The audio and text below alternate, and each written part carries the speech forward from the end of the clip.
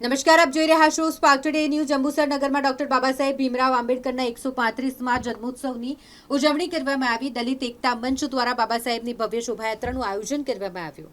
મુખ્ય માર્ગો અને રાજમાર્ગો પરથી આ શોભાયાત્રા પસાર થઈ આંબેડકર મહોલ્લાથી તેનો પ્રારંભ થયો। ડેપો સર્કલ, કોટ દરવાજા, બજારના મુખ્ય માર્ગો અને ટંકારી ભાગોળ સર્કલ થઈ તાલુકા પંચાયત કચેરી ખાતે બાબા સાહેબની વિશાળ પ્રતિમા સુધી આ શોભાયાત્રા પહોંચી। સમગ્ર માર્ગ પર બાબા સાહેબ અમર રહો અને જય ભીમના નાદથી વાતાવરણ ગુંજી ઉઠ્યું। અહીં બાબા સાહેબની પ્રતિમાને પુષ્પહાર અર્પણ કરી શ્રદ્ધાંજલિ આપવામાં આવી। તાલુકા પંચાયતના પ્રાંગણમાં ગુજરાત સંસ્કૃતિ વિભાગ દ્વારા ભીમ ડાયરો પણ યોજવામાં આવ્યો, જેમાં લોકો જય ભીમના નાદ સાથે ઝૂમી ઉઠ્યા હતા।